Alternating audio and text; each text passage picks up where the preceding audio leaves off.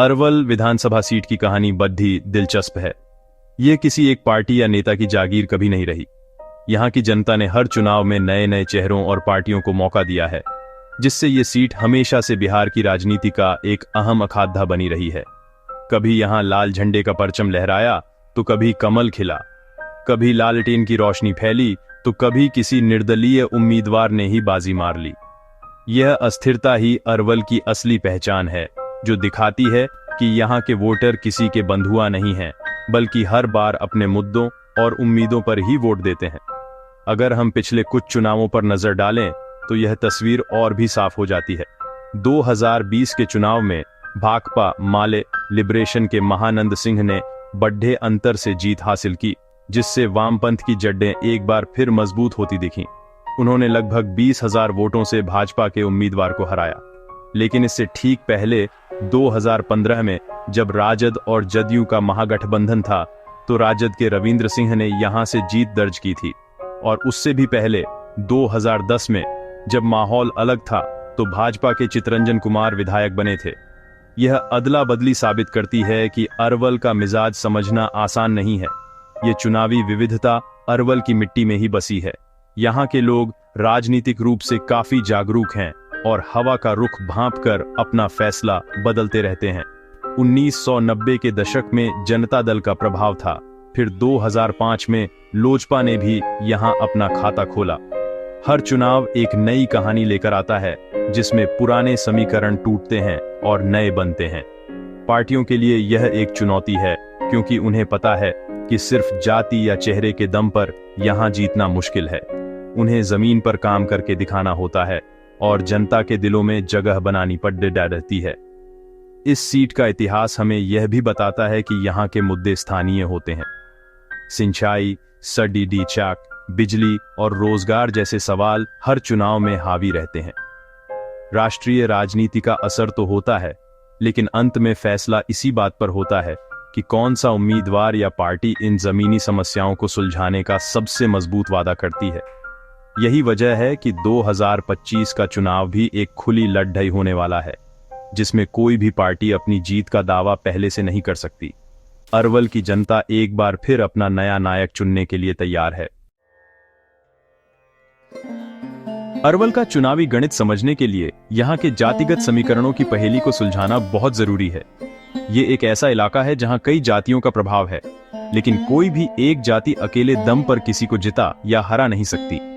यादव और कुशवाहा यानी कोयरी वोटर यहाँ की राजनीति में हमेशा से अहम भूमिका निभाते आए हैं। परंपरागत रूप से यादव मतदाताओं का एक बड़ा हिस्सा राजद के साथ खद्दा दिखाई देता है, जिसे लालू प्रसाद यादव के सामाजिक न्याय के नारे ने मजबूती दी है।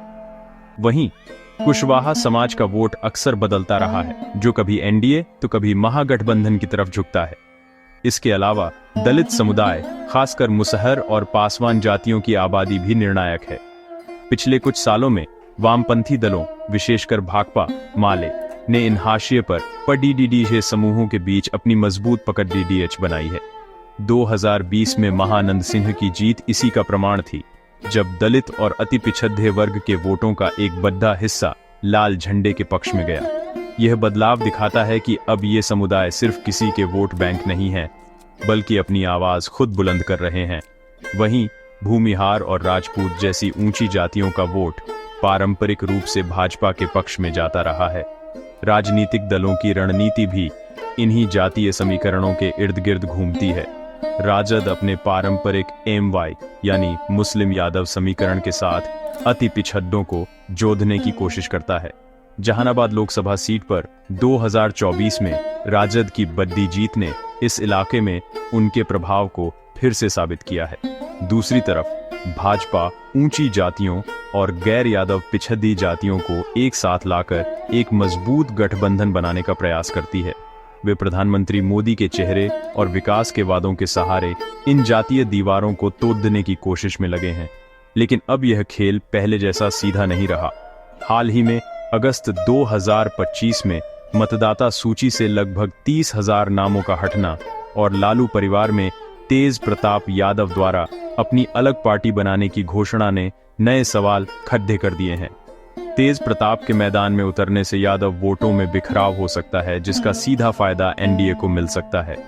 इसी तरह मतदाता सूची में हुए बदलाव का असर किस समुदाय पर ज्यादा पड़ेगा, यह भी देखने वाली बात होगी। यह सब मिलकर अरवल के सियासी मिजाज को और भी जटिल बना रहे हैं। अरवल की राजनीति को सिर्फ विधानसभा के नजरिए से नहीं समझा जा सकता। इसकी असली जड़ें गांवों की पंचायतों और चौपालों में छिपी हैं। यहाँ विधायक का पद सिर्फ कानून बनाने तक सीमित नहीं है, बल्कि यह संरक्षण और स्थानीय सत्ता का एक बद्धा केंद्र भी है। विधायक अपने समर्थकों और अपनी जाति के लोगों को फायदा पहुंचाने के लिए अपनी ताकत का इस्तेमाल करते हैं, जिसका असर पंचायत स्तर की राजनीति पर साफ दिखाई देता है।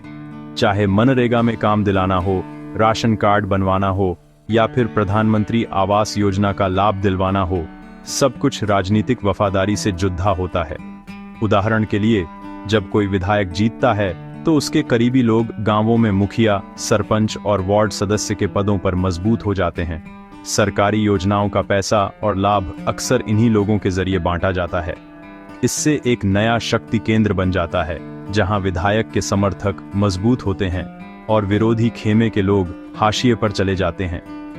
यह संरक्षण का खेल स्थानीय स्तर पर नए नए नेता भी पैदा करता है। जो व्यक्ति आज विधायक की मदद से अपने गांव में काम करवा रहा है, कल वही विधानसभा चुनाव में अपनी दावेदारी पेश कर सकता है। इस व्यवस्था का असर महिला प्रधान और हाशिए पर रहने वाले परिवारों पर भी पड़ता है। सरकारी योजनाएं सैद्धांतिक रूप से तो सबके लिए हैं, लेकिन व्यवहार में उन तक पहुंचना एक बड़ी चुनौती होती है। जिन परिवारों का कोई राजनीतिक सहारा नहीं होता, उन्हें अक्सर इन योजनाओं के लिए दफ्तरों के चक्कर काटने पड़ते हैं। हालांकि पिछले कुछ सालों में स्वयं सहायता समूहों और महिलाओं की बढ़ती जागरूकता ने इस स्थिति को थोड़ा बदला है।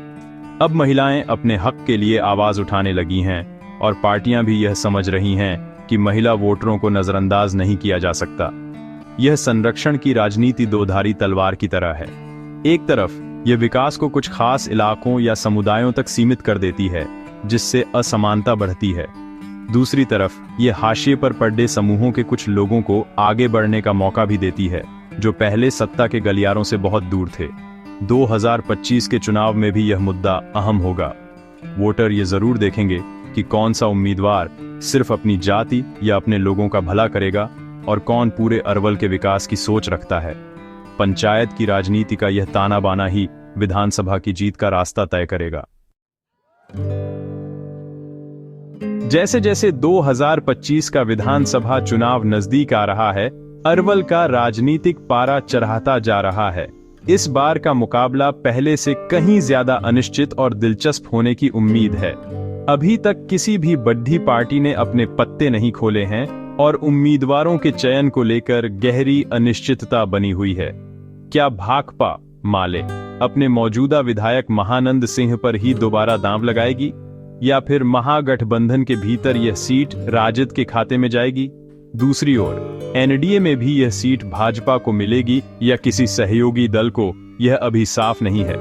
यह अनिश्चितता ही इस चुनावी जंग को और रोमांचक बना रही है। इस बार कई नए समीकरण भी बनते दिख रहे हैं, जो चुनाव के नतीजों को पूरी तरह पलट सकते हैं। सबसे बड़ा सवाल लालू परिवार में पड्डी फूट को लेकर है। तेज प्रताप यादव की नई पार्टी जनशक्ति जनता दल अगर अरवल में अपना उम्मीदवार उतारती है, तो यह राजद के पारंपरिक यादव वोट बैंक में बड़ी सेंध लगा सकती है। इससे वोटों का बंटवारा होगा, जिसका सीधा फायदा एनडीए उम्मीदवार को मिल सकता है। यह स्थिति राजद के लिए एक बड़ी सिरदर्दी है, क्योंकि 2020 में भी राजद के कमजोर प्रदर्शन के कारण ही यह सीट भाकपा माले के पास चली गई थी। इसके अलावा मतदाता सूची में हाल ही में हुआ बड़ा फेरबदल भी एक साइलेंट फैक्टर की तरह काम कर सकता है। अरवल जिले से हटाए गए 30,000 से ज्यादा नामों में मृत, स्थानांतरित और डुप्लीकेट मतदाता शामिल हैं। ये बदलाव किस जाति या समुदाय को कितना प्रभावित करेगा, इसका सटीक आकलन करना मुश्किल है, लेकिन यह तय है कि इतने बड़े पैमाने पर हुए बदलाव से हार जीत का अंतर कुछ वोटों से भी तय हो सकता है। पार्टियां अब नई मतदाता सूची के हिसाब से अपनी रणनीति बनाने में जुटी हैं, ताकि कोई भी समीकरण उनके हाथ से न फिसले। अंत में अरवल का चुनाव सिर्फ एक विधायक चुनने का चुनाव नहीं है, बल्कि यह इस क्षेत्र के भविष्य की दिशा तय करेगा। क्या जनता एक बार फिर वामपंथी विचारधारा पर भरोसा जताएगी, जो सामाजिक न्याय और गरीबों के हक की बात करती है, या फिर वह राजद के जातीय समीकरण या भाजपा के विकास के मॉडल को चुनेगी? यह फैसला अरवल की जनता को करना है।